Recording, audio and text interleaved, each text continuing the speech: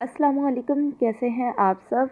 Welcome to my YouTube channel Tayyaba Urdu novels. For instant notification like the video, subscribe to the channel and press the bell icon. ضدی جنونیت از قلم Sumaiya حرین episode 7. بے جان نے احمد صاحب کو سہراب کے ماضی کے بارے میں سب بتا دیا.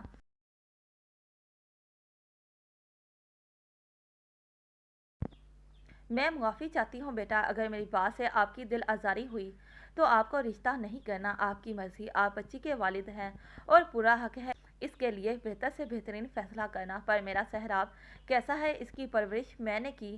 وہ جذباتی ضرور ہے پر من کا صاف شفاف کورے کاغذ کی طرح. جو اسے چھوڑ گئی وہ اس کی بد نصیبی ہے، اس میں میرے بچے کا کوئی قصور نہیں. اللہ آپ کی بیٹی کے نیک نصیب کرے. اب ہمیں اجازت دے. بھی جان دعا دیتی شہریار کو اٹھنے کا اشارہ کرتی بنا کچھ کھائے گھر کو چل دی. ادنان صاحب کا بھی موڈ آف ہو چکا تھا. احمد صاحب بی جان کی بات پر تھوڑا شرمندہ ہوئے، پر ہر باپ اپنی اولاد کے لیے بہتر سے بہترین ہی سوچ رکھتا اور فیصلہ کرتا ہے، اور احمد صاحب نے بھی یہی کیا. ان کے جاتے ہی احمد صاحب نے میرب کو اپنے کمرے میں بلایا. بابا جان، آپ نے ہمیں یاد کیا؟ ہاں بیٹا، یہاں ہمارے پاس بیٹھو. احمد صاحب جو اپنے بیڈ پہ بیٹھے کسی کتاب کا مطالعہ کر رہے تھے، میرب کے دروازہ بجانے پر اس سے اندر آنے کا کہہ کر کتاب ایک سائڈ پر رکھ کر اس کے لیے بیڈ پہ جگہ بنا کر بولے. میرب ان کے پاؤں کے پاس بیٹھ کر اپنے بابا کے بولنے کا انتظار کر رہی تھی.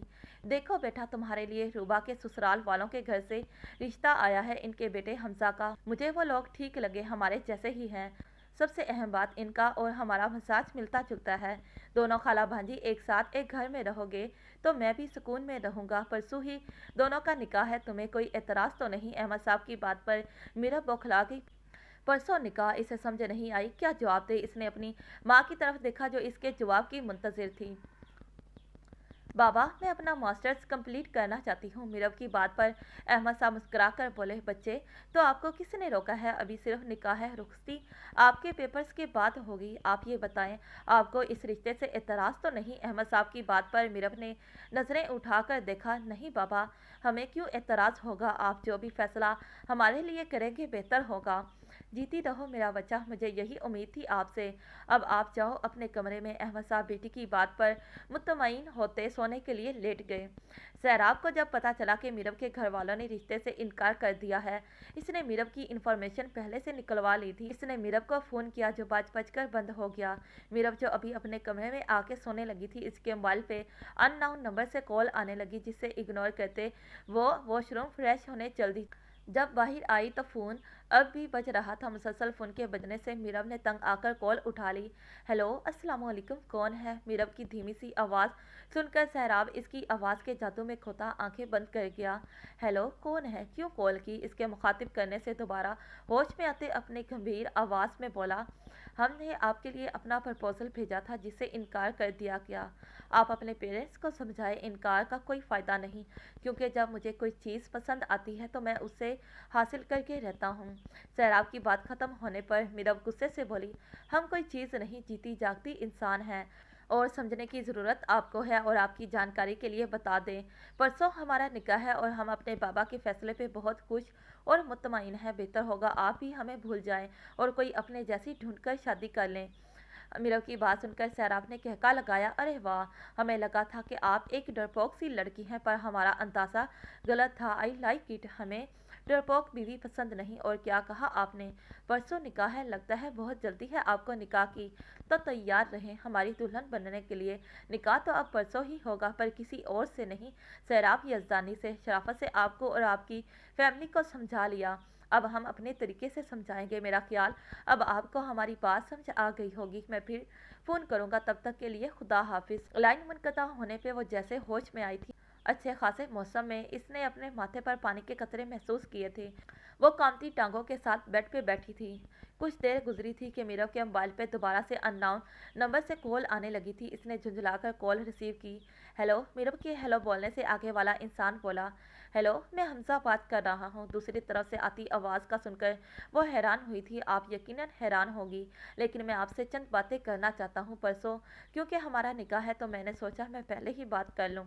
मीरव ने घबराहट महसूस की। देखिए, आप मुझे गलत मत समझेगा, आप मेरी मम्मा को पसंद आई क्योंकि आप गाउन पहनती हैं और मुझे मॉडर्न लड़कियाँ अच्छी लगती हैं।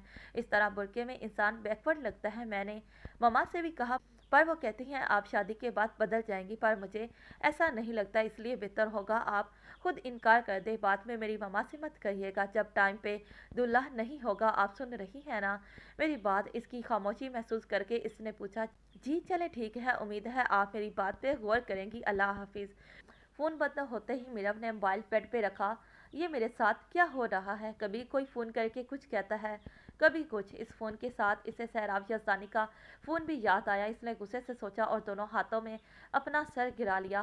मीरव के बाबा फर्स्ट टाइम गार्ड की नौकरी करते थे। वो इन्हें अपने साथ इस्लामाबाद किसी काम से ले जाना चाहते थे। एक दिन ये बात रात को अमना बेगम से कही कि वो सब नाश्ता करके चले गए थे।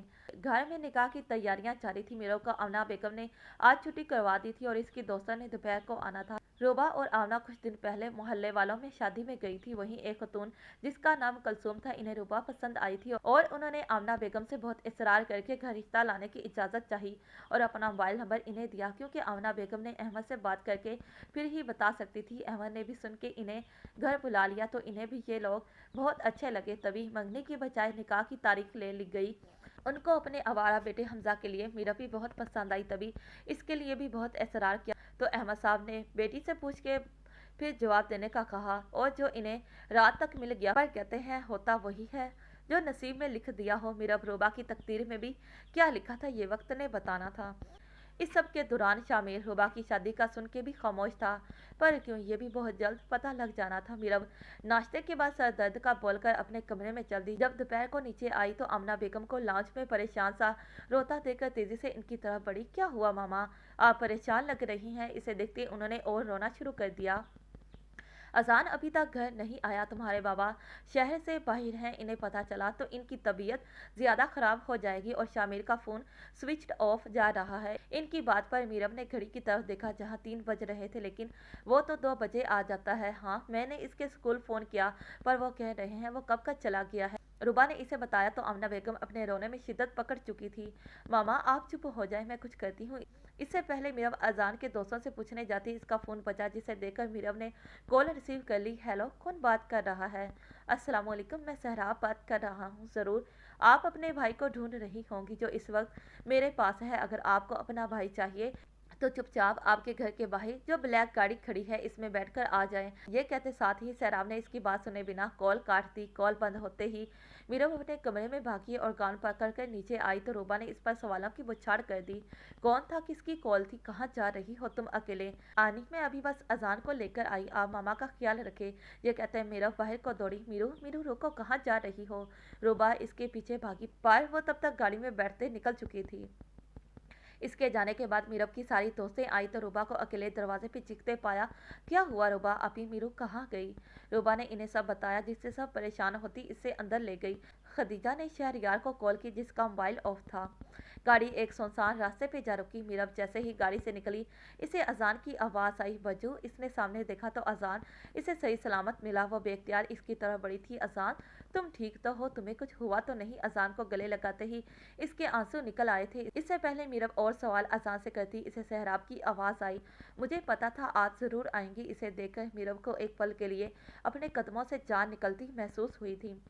काले खूबसूरत बाल, कुशादा पेशानी, गहरी सब्ज आंखें जिनमें हमावक्त सुर्खी छाई रहती थी, खड़ी सतवां नाक, खूबसूरत अनाबिला बड़ी हुई शेव और घनी मुझे ऊंचा लंबा कद, बेपना खूबसूरती का मुंह बोलता सबूत। वो शहकार जिसके लिए हर आंख में सताइश होती, जो हर लड़की का ख्वाब था। पर मीरब को इस वक्त किसी दिल से कम नहीं लगा। इसके देखने पर वह मुस्कुराया तो वह जैसे होश में आई थी। इसने खड़े होकर अजान का हाथ पकड़ा। अजान, सैराब ने मीरब से नजरें हटाकर अजान को पुकारा। जी भाई। अजान की तवज्जो पर मीरब ने हैरान होकर अजान को घूरा। आप गाड़ी में बैठो, इसके कहने की देर थी। वो मीरब से हाथ छुड़ाकर गाड़ी में बैठ गया।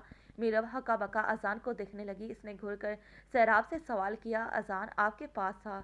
सहराब ने महज हुनकारा भरने पर इक्तफा किया था। इसने जाने के लिए कदम बढ़ा दिए थे जब सहराब ने इसकी कलाई पकड़कर अपनी तरफ खींचा, जो इसके सीने से लगती लगती बची, और अपने हाथ इसके सीने पे अपने दोनों हाथों से फासला बनाया। इस घटिया हरकत का मतलब? वीरव ने गुस्से से पूछा। इसकी बात को इग्नोर करते हुए सहराब बोला, मेरी बात अभी शुरू नहीं हुई और आप जा रही हैं।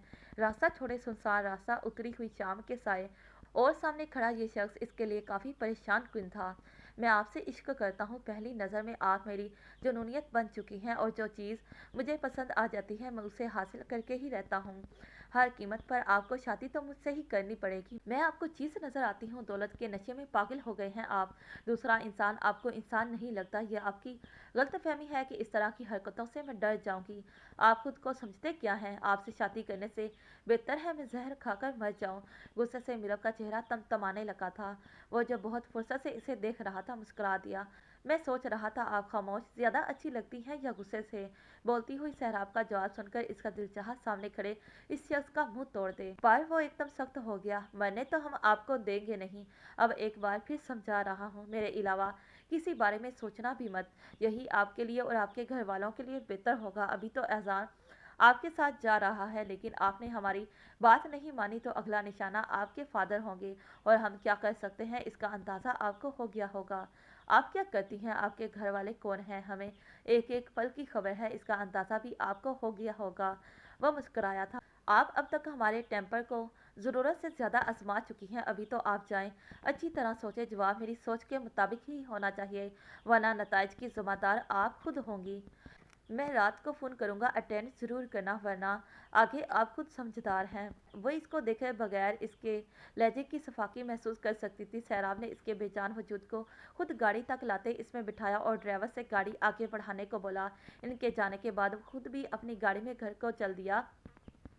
सहराब घर आते ही अपने कमरे में फ्रेश होकर बालकनी में जा खड़ा हुआ। बीजान, जो इसका दरवाज़ा बजाकर शहरयार के साथ अंदर आई, तो सहराब इन्हें बालकनी में खड़ा मिला। ब्रो, बीजान आई है। शहरयार के मुखातिब करने पे वो अंदर आया।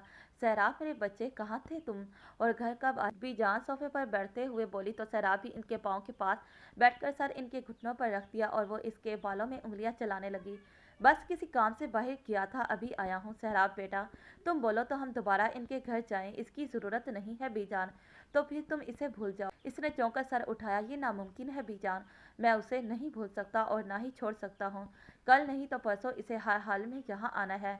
इज्जत से बात की तो इनकी समझ में नहीं आया।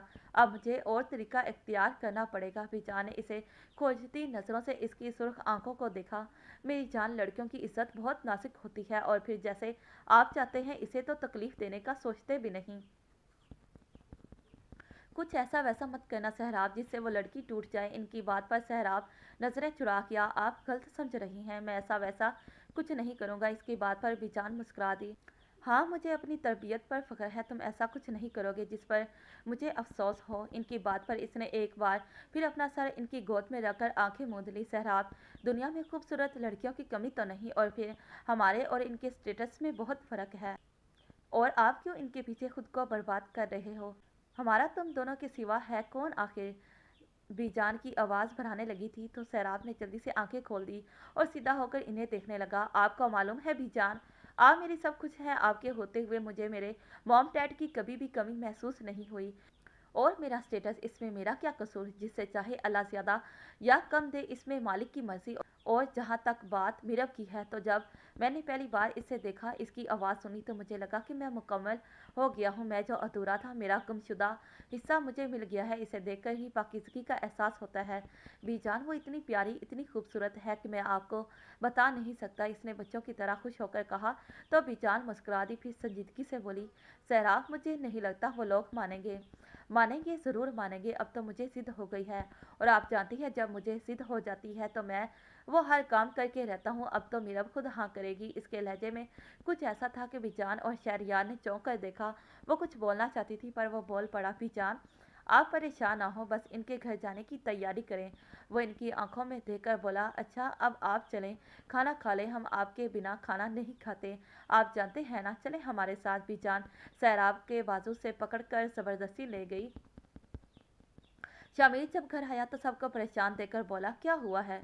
रूबा जो गुस्से से भरी बैठी थी इस पे चढ़ दौड़ी। कुछ होश है तुम्हें? कहाँ आवारागर्दी कर रहे हो?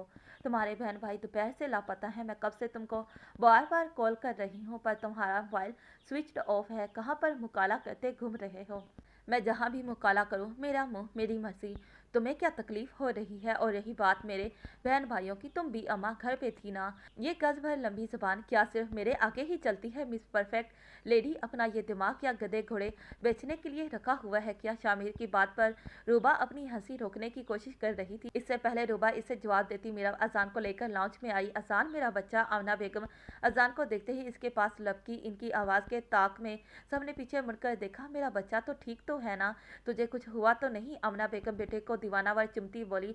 मामा मैं ठीक हूँ, बस नींद बहुत आ रही है। अजान ने अपनी नींद भरी आंखों से कहा तो आमना बोली अच्छा आ जाओ, तुम फ्रेश होने अपने कमरे में जाओ, मैं खाना लाती हूँ। नहीं मामा, वो तो सहराब भाई ने खिला दिया था, अब सोना है सब। अजान की बात पर चौंके। इसका जवाब मीरब से पूछने का सोचकर इससे कमरे में फ्रेश होने भेज दिया। इससे पहले कोई मीरब से सवाल करता वो अपने कमरे में जाकर बंद हो गई। जारी है। फिर मिलते हैं इसी नावल के नेक्स्ट पार्ट पर। तब तक के लिए खुदा हाफिज़, bye bye and take care.